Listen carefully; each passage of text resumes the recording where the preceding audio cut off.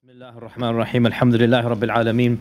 Wassalatu wassalamu ala Sayyidina Muhammadin wa ala alihi wa sahbihi ajma'in. Amma ba'd. So we will now continue from where we left off last time.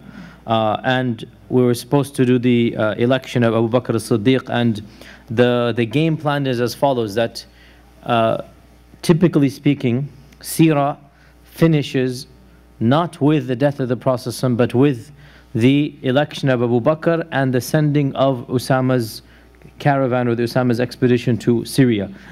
Because these things, of course, are related to, immediately related to the death of the Prophet ﷺ. And so we, just to be full and complete, we really do need to go into these issues. And then after that, inshallah, we will start talking about the wives of the Prophet and the family of the Prophet ﷺ. And of course, the issue of the death of the Prophet ﷺ and what happens afterwards is extremely controversial between two strands of Islam. And this is where, of course, the Sunni Shia split begins. And you cannot talk about this issue without mentioning both sides, and that's really what all of this controversy is about.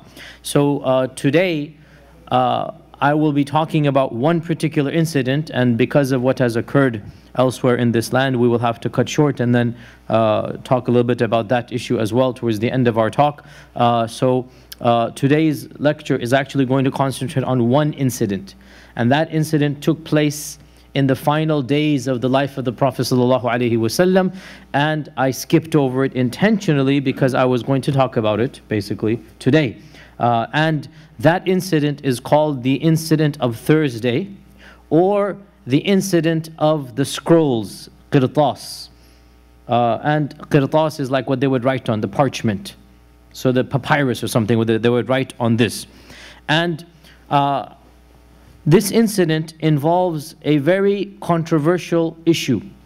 That issue is about whether the Prophet ﷺ intended to specify someone to be the Khalifa after him, and in particular whether that person was Ali raḍyAllāhu anhu or not.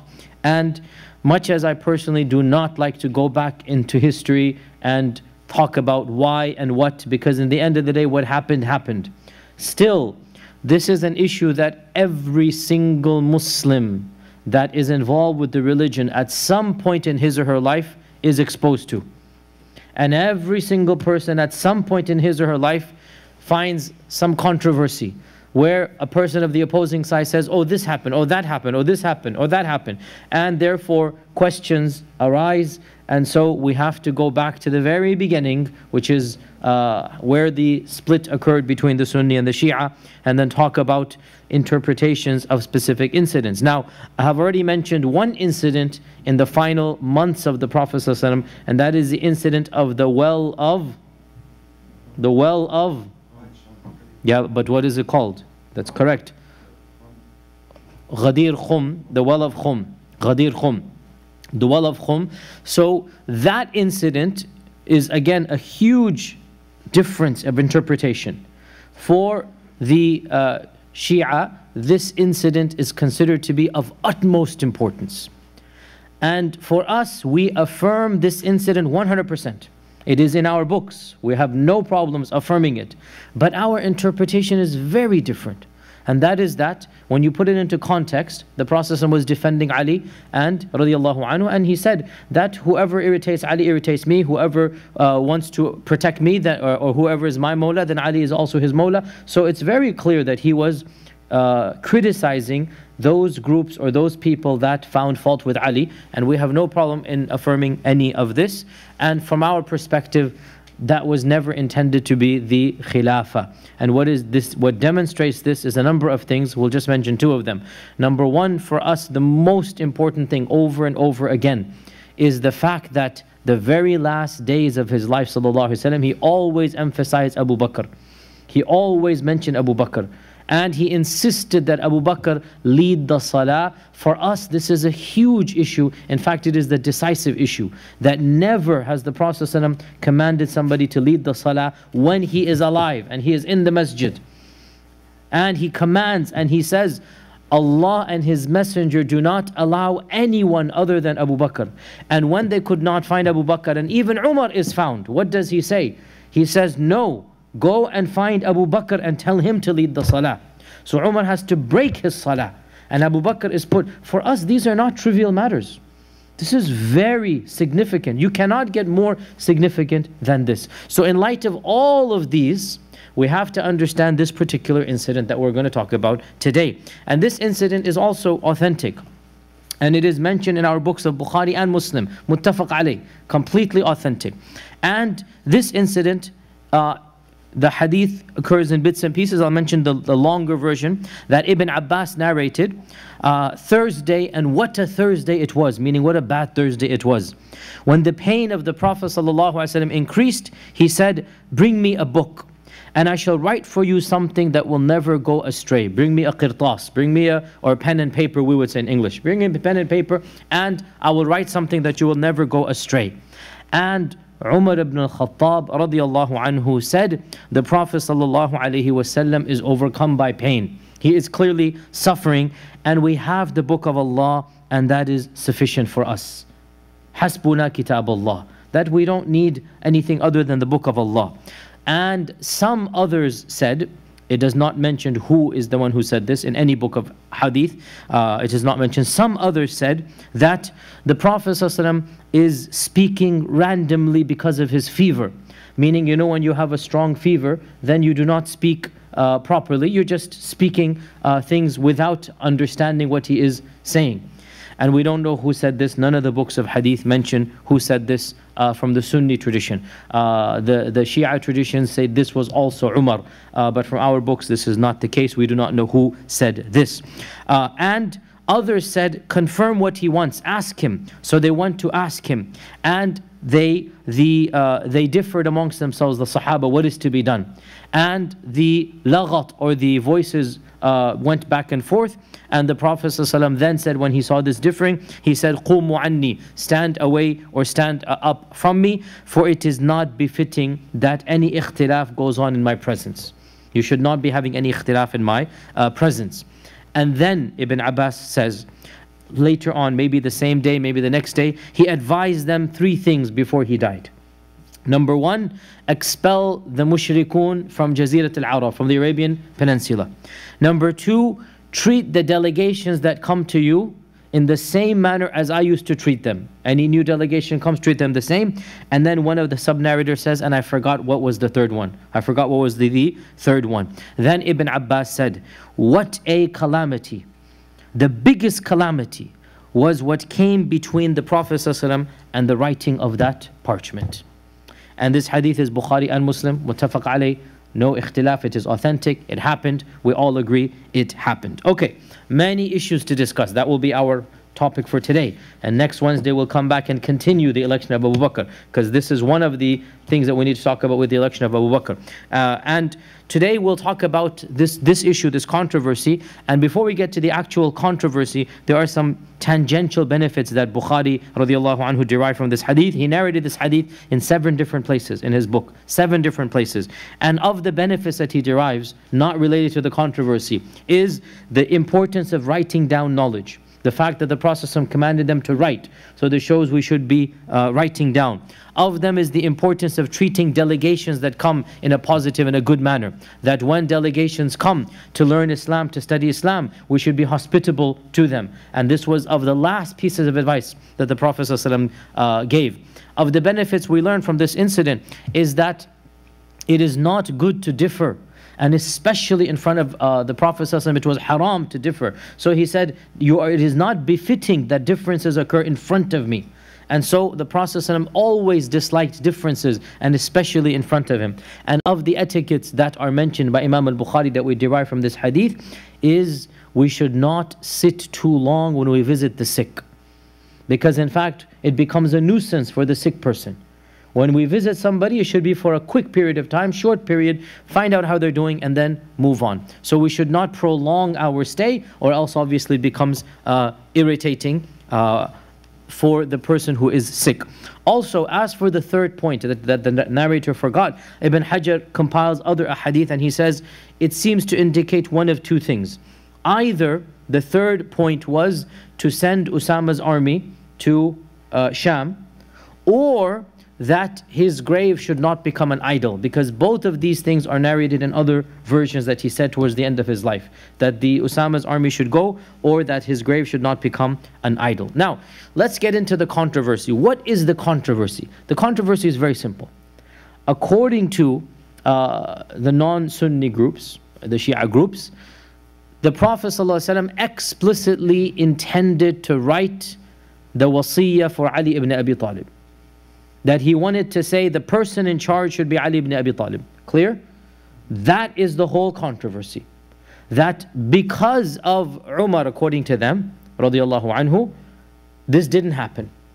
And Ibn Abbas is saying the biggest calamity, the calamity of Thursday, was the fact that the Prophet ﷺ did not get to write down that Ali should have been the Khalifa. Ibn Abbas didn't say that. But this is the interpretation of the groups, that this was the point. Okay, so today we'll talk about this controversy from three perspectives. Number one, the first one, not perspectives, three questions. The first question, how do we understand Umar's stance? Because Umar said, we have enough, the book of Allah is enough for us. And he diverted the command away to not execute the command. Our scholars have interpreted this in many different ways. And I spent a good amount of time today going over like at least 7, 8 different classical scholars, and we'll go over these opinions very briefly. Imam Al-Kitabi, one of the early scholars of Islam, died 388 Hijrah. He said that we cannot understand that Umar's statement was meant to imply that the Prophet ﷺ was making a mistake. That's not what Umar meant. Rather, Umar raḍyAllāhu anhu saw the pain that the Prophet ﷺ was in, that the high fever, and he feared that he might say something vague or ambiguous that the munafiqun might take advantage of.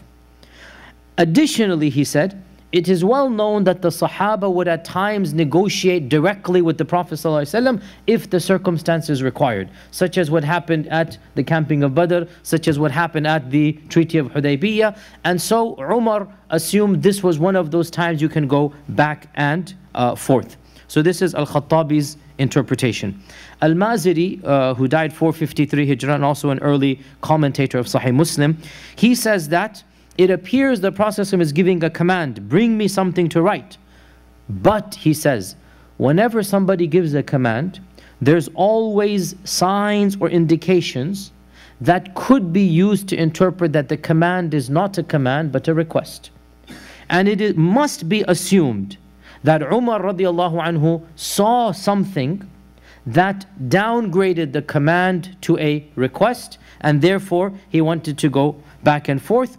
And Umar made an ijtihad based upon his assumptions, and he will be rewarded for that.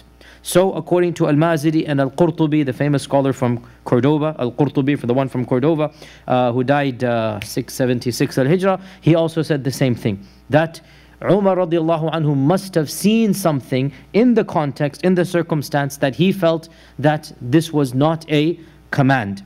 Ibn al-Jawzi as well, who died 595, and Ibn Hajar, they narrated these positions and they agreed with them. That Umar ibn al-Khattab, out of care and concern, he saw something in the pain of the Prophet ﷺ, and he felt that now is not the time to get involved in any type of side issue. Let us leave the Prophet ﷺ alone for his pain and suffering. So there's some circumstance that mitigates the command. And Imam Al-Nawawi, the famous Imam Al-Nawawi, 676 Hijrah, he comments on this hadith and he says, scholars have unanimously agreed that this incident shows us the understanding of Umar and his excellence and his farsightedness. For he was fearful of something being written down that they could not perform and might have been punished for. And he took the generalities of the Quran, that Allah clearly mentions in the Quran that today I have perfected your religion for you, and that we have not left anything out of the Quran. مَا فَرَضْنَا فِي الْكِتَابِ مِنْ شَيْءٍ.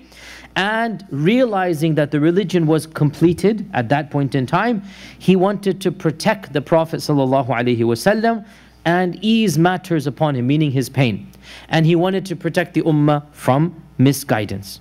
And this is also the position of Imam Al-Bayhaqi, who died 438, that Umar wanted to make things easy. He saw the suffering of the Prophet ﷺ, the pain, and he simply felt compassion and mercy for him. Now, the point here is that we really, and there's no denying this, that we as Sunni Muslims look at this incident and we are biased.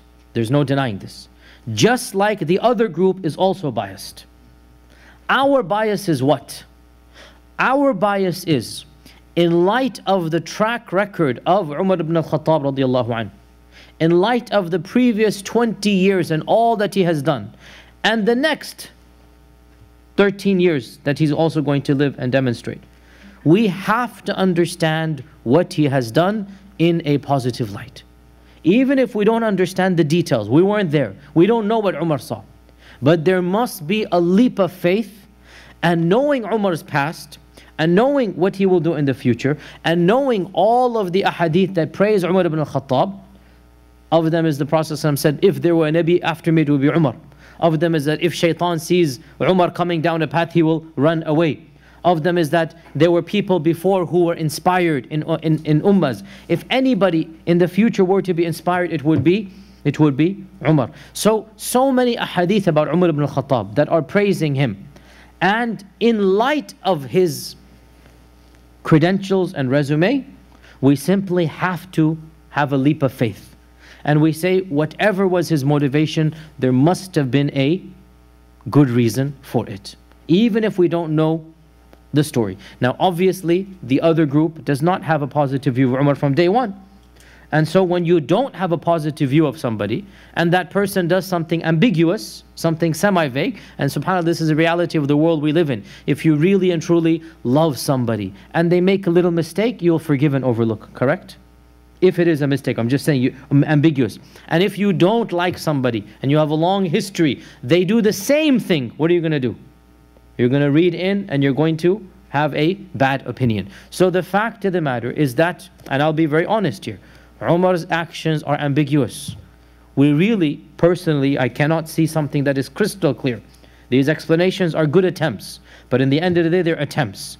We were not there. These authors who explained it were not there. What did Umar see? What was the issue at hand that caused him to not immediately execute the command of the Prophet ﷺ? I wasn't there, but my opinion of Umar ibn al-Khattab raḍyAllāhu anhu, that we know from the Seerah, is that he must have had a very, very, very good reason. And he felt that reason was valid. And this is no doubt, I'll be honest, as you know, I'm not an apologist, I don't sugarcoat, I call a spade a spade. This is a point of theology. We jump a leap of faith that Umar must have had a good reason. And those who don't believe this of Umar, they will not do the jump. Okay? So this is the first question. Why did Umar do what he did? The majority opinion, pretty much the standard opinion, he saw something, he felt the status of the Prophet's pain, he wanted compassion for the Prophet, he was worried that somebody might mislead or misguide whatever the Prophet might say in this time. So for whatever reason, he simply just turned it around. The second question, regardless of what Umar's motivation is, what did he actually want to write? What did he want to write? What was this command? So in one version, we learn these three things that he wanted to say. Is this what he wanted to write? Many scholars say yes. And when he couldn't write it, he simply said it. Clear? That was the point, right? So these were the three. However, there's another opinion that a number of early scholars, including Sufyan ibn Uyayna, who died 198 Hijrah, including Sufyan ibn Uyayna, that the Prophet ﷺ actually wanted to write the exact opposite of what the other group says, and that is that he wanted to dictate a letter that Abū Bakr al-Ṣiddīq should be the Khalifa after him.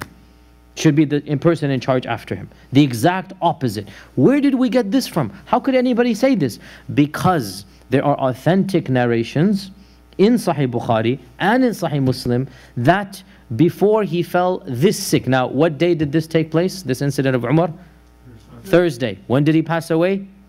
Monday. Okay, so before he fell that sick, in the early part of his sickness, he said to Aisha that, and this hadith is also in Bukhari and Muslim, but it's not on Thursday. This is at least 4 days before. This is in the very beginning of his sickness. Remember I said in the story that Aisha came in and she said, oh, I have a headache, remember? And the Prophet said, oh, but I have the worst headache. That day, that in that incident, the Prophet ﷺ said, call for me Abu Bakr, your father, and your brother, who is Aisha's brother, Abdurrahman ibn Abi Bakr, so that I may write a letter, because I am worried that someone, meaning any person, may desire or aspire for something, meaning leadership, and say, I have more right, but Allah and His Messenger will refuse anyone other than Abu Bakr.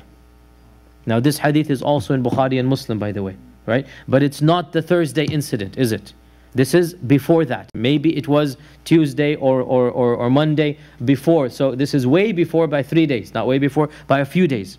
And this hadith is also in Bukhari and Muslim. So one can argue the exact opposite, and this is also the position of Ibn Taymiyyah, by the way. Ibn Taymiyyah, he wrote a 10-volume book, Minhaj al-Sunnah al-Nabawiyyah, which is a book where he discusses these differences between the two groups, and he goes into 10 volumes of detail, and in this he clearly mentions that this letter, this is his opinion, this letter was a letter in favor of whom? Of Abu Bakr as-Siddiq. Okay, so this is the position that Ibn Taymiyyah had in his position, and it was also supported by a number of early scholars, and Allah knows best, it seems to be definitely more evidence than the other opinion. But there are two opinions. So the first one was he wanted to write these 3 things down, which were already mentioned, right? Expelling the mushrikun from Jazirah al-Arab and whatnot. And the second opinion, he wanted to write Abu Bakr's wasiyah. Okay? Obviously, from our perspective, we cannot follow the other position, that he wanted to write the wasiyah for Ali, because there's no evidence at all for that from our tradition. Now we get to the final question, and then inshallah we'll conclude for today. And the final question is that, can it be imagined that he wanted to write a wasiyah for Ali ibn Abi Talib, and then that was supposed to be on the paper or on the qirtas? Can it even be logically or rationally or textually assumed? From our perspective, to claim this is to claim that the Prophet Muhammad ﷺ failed in his mission. Because regardless of what you want to say about Umar raḍyAllāhu anhu, regardless of what you want to say, the undeniable fact that both groups affirm, this incident occurred on Thursday. He passed away on Monday. That is Friday, Saturday, Sunday, and then early Monday. 3.5 full days along with Thursday evening. So 4 full days. And if the matter was of such importance, then how could he have allowed 4 days to go by without saying anything about it? Regardless of your position, put Umar's position aside. Let's make that whatever you want it to be. We have a position, they have a position. Okay, khalas. Let's put that aside. The next issue then, or the question is then, why didn't he do something for 4 days? And who else is visiting him? You don't like certain people? Clearly, the people you favor and we also favor are also visiting him.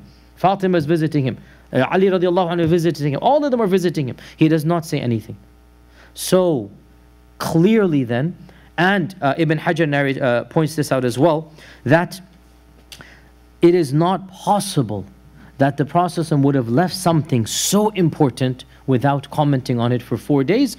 And Imam Al-Nawawi comments that we have 2 options here.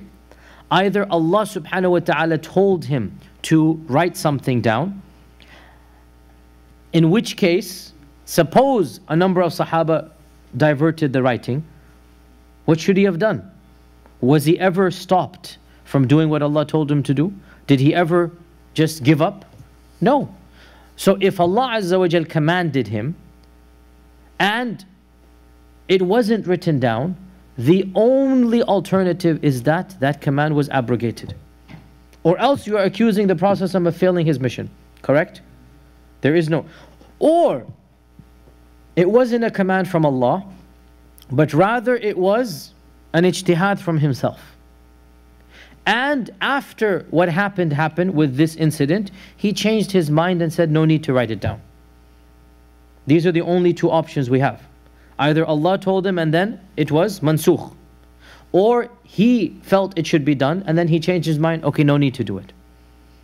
In either case, if it was something of that importance, it would have been impossible not to do. Okay, so we say this incident, the incident of al-Qirtas, the incident of al-Qirtas, no doubt it has been interpreted by different people in different ways. From our perspective, we assume that Umar ibn al-Khattab must have had some reason, firstly. Secondly, we clearly have evidences that what he wanted to write was other than what is claimed that he wanted to write. Either it was these three commands or the exact opposite, and that is Abū Bakr as-Siddiq. And thirdly, regardless of the first two answers, what will we say to the fact that he didn't in the end write what you said he wanted to write? For 4 days, there's no indication whatsoever. And by the way, this is ignoring the fact that there's so many other evidences for al-Ṣiddīq raḍyAllāhu anhu. So many evidences for the last, especially 2 weeks, and then even beyond this, right? Even we talked about Hajjatul Wada' as well, that the year that the Prophet ﷺ could not go on Hajj, he actually sent Abū Bakr to perform the Hajj. And even when Ali raḍyAllāhu anhu was sent, Abū Bakr said, are you coming as the Amir or Ma'mur? And Ali said, no, I am not the Amir. Very explicit here. So in Hajj, which is what you delegate the person to do, and in Salah, he is delegating Abū Bakr as-Siddiq. So for us, this is another track that clearly demonstrates that al-Ṣiddīq raḍyAllāhu anhu was what was intended by our Prophet sallallahu alayhi wasallam. And with that, we will pause and resume next Wednesday, inshaAllah ta'ala.